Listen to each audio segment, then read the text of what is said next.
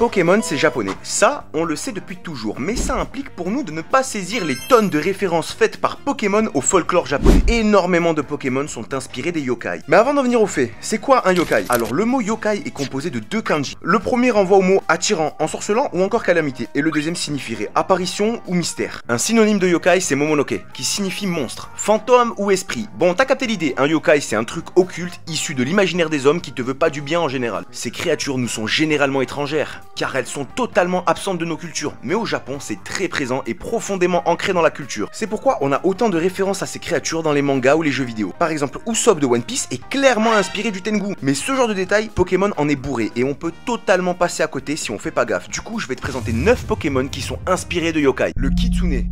Si t'as déjà regardé Naruto, alors tu connais Kyuubi, le démon renard à 9 queues. On retrouve le démon renard à 9 queues dans toute l'Asie de l'Est, en Corée, au Vietnam et bien sûr en Chine. C'est d'ailleurs là que viennent les premières mentions de ce spécimen. Mais c'est le Japon qui nous intéresse ici. En fait, il s'agit d'un esprit renard doté de pouvoirs magiques. Ils sont décrits comme vivant plusieurs siècles et une queue supplémentaire leur pousserait tous les 100 ans, ce qui augmente à chaque fois leur pouvoir magique, jusqu'à devenir un démon renard à 9 queues quand il approche des 1000 ans. C'est pourquoi on passe d'un Goupix avec 6 queues à un fenard à 9 queues. L'esprit renard verrait d'ailleurs sa fourrure passer du roux à quelque chose de plus clair au fil des siècles. Pour le type feu, cela renvoie au pouvoir attribué à ce yokai. Le démon renard cracherait des kitsunebi, signifiant feu du renard. Ce serait censé être des feux follets visibles uniquement la nuit. Et en parlant de feux follets, la transition est parfaite parce qu'on passe au deuxième Pokémon de cette vidéo. Onibi ou Sogen, en vrai on sait pas. On est à Kyoto et un moine cupide vole l'argent du temple dont il est censé s'occuper. On raconte qu'à sa mort, il erre sans but sous la forme d'un yokai à la tête enflammée. Bon, on pense direct à Phantominus en vrai, c'est une grosse tête enflammée. Tu n'es pas du tout qualifié de parler de mon gros frère. Mais je pense qu'ici les inspirations sont multiples, parce qu'on peut aussi penser aux Onibi. Selon le folklore, ils naissent des cadavres d'animaux ou d'humains qui se seraient transformés en feu. Ça fait un lien avec la description du Pokédex de Phantominus qui nous indique qu'il est composé à 95% de gaz. Le gaz, le feu, t'as fait le rapprochement. D'ailleurs, la forme shiny de Phantominus est bleue, ce qui serait la couleur principale des Onibi. Futakushi Onna. Les Japonais adorent les histoires flippantes avec les cheveux de femmes. Vraiment, je sais pas c'est quoi le délire. Futakushi Onna, c'est une femme qui se marie à un veuf. Ce mec a déjà un enfant de son précédent mariage et elle le laisse mourir de faim, le délaissant car elle préfère ses propres enfants. Du coup, l'esprit de l'enfant se loge à l'arrière de sa tête pour se venger. Ou alors, en fait, son mari l'a pas assez nourri parce que c'est un gros rat et une bouche maléfique à l'appétit vorace serait apparue à l'arrière de la tête de la femme. Bref, les origines de cette légende sont en réalité assez floues. Ce qui est sûr par contre, c'est qu'il s'agit d'une femme avec deux bouches. Une, comme vous et moi, et une deuxième cachée à l'intérieur de ses cheveux. Cela rappelle directement Misdibule, le Pokémon de la 3e génération qui a une apparence mignonne et innocente, mais une grosse bouche menaçante dans son dos. D'ailleurs, son nom en japonais, Kuchito, contient également le mot bouche et rappelle le nom de Futakushi Onna, Tsushinoko. Alors ici, on est sur un serpent qui raconte des mensonges et qui serait alcoolique. Tequila, Heineken, pas le temps de niaiser. Pour le coup, ici on n'est pas sur un yokai mais sur un cryptide, c'est-à-dire un animal dont l'existence est envisagée mais pas confirmée, comme le Loch Ness ou le Yeti. Et il y a vraiment d'ailleurs une science qui s'y intéresse, c'est la cryptozoologie. Une science qui est d'ailleurs considérée comme une pseudo-science par l'ensemble du monde scientifique. Ça veut dire que toi tu te considères comme un scientifique mais que les autres scientifiques te considèrent comme un bouffon. Mais faut pas se moquer, le panda a été considéré comme un cryptide pendant longtemps. Genre à une époque, croire au panda c'était comme croire au Bigfoot. C'est tout simplement une hallucination collective. Le cryptide qui nous intéresse ici, c'est le Tsushinoko, un petit serpent avec un gros ventre qui parle, d'ailleurs il aime bien raconter des mensonges apparemment et qui aime beaucoup l'alcool. C'est le reptile qui a inspiré un Solourdo. Fun fact, il y a une ville au Japon qui organise chaque année un festival avec une traque au Tsushinoko et à la clé une récompense d'1 300 000 yens, le Namazu.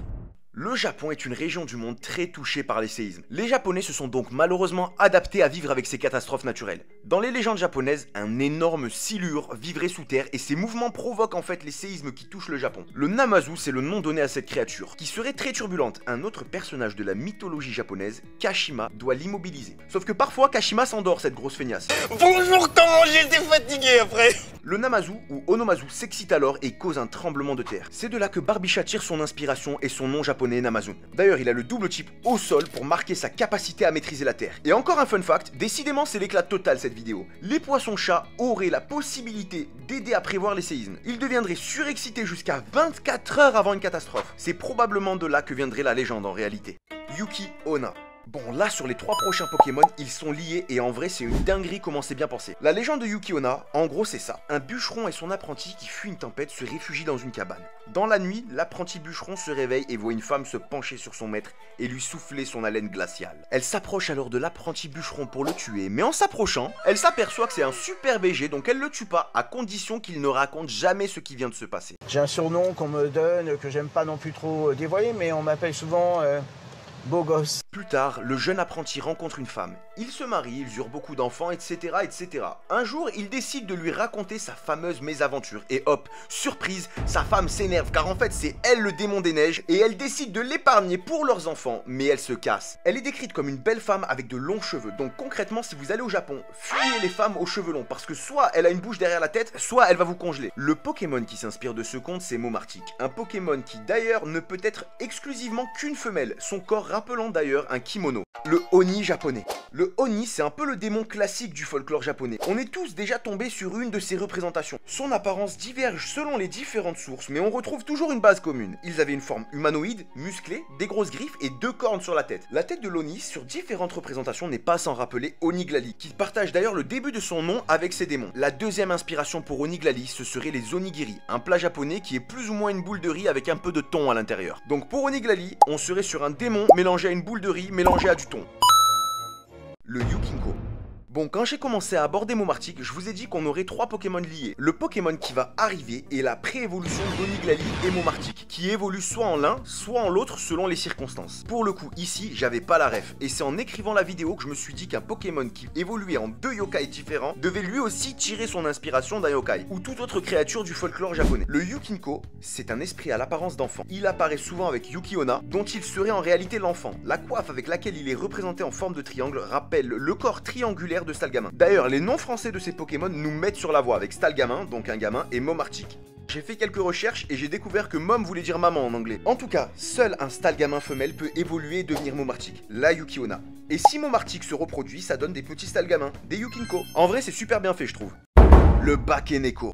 Si vous pensiez que Mentali était mignon, je vous arrête tout de suite. Il pourrait vous tuer sans scrupule. Ici, on est sur les Bakeneko. Littéralement, chat fantôme, un des yokai les plus connus. On raconte qu'un chat deviendrait un Bakeneko au bout d'une douzaine d'années. Il y a même des cas de japonais qui décident à l'avance du nombre d'années où ils élèveront leur chat en raison de cette superstition. Dans d'autres cas, ce serait un chat brutalement tué par des humains qui souhaitent se venger. En tout cas, c'est pas une mince affaire le chat, parce que capable de se métamorphoser en humain pour vous tromper, il hante son foyer en projetant des boules de feu, jusqu'au jour où il décide de vous tuer pour prendre votre place. Donc réfléchissez à 2 fois quand vous voudrez faire des économies de pâté en donnant que des croquettes à votre chat. Je vais te briser tes os, je vais te boire ton sang. La ressemblance avec Mentali s'arrête cependant au physique, puisque le Bakeneko est représenté avec 2 queues, tout comme Mentali dont la queue se divise en 2 au bout. Un détail tout con qui prend beaucoup de sens maintenant. Dis-moi dans les commentaires si tu connaissais certaines de ces légendes. C'est ma première vidéo au format long, si ça t'a plu, abonne-toi, sinon... Je lui ai expliqué un truc, moi je suis un nerveux, donc là à tout moment ça part en fait.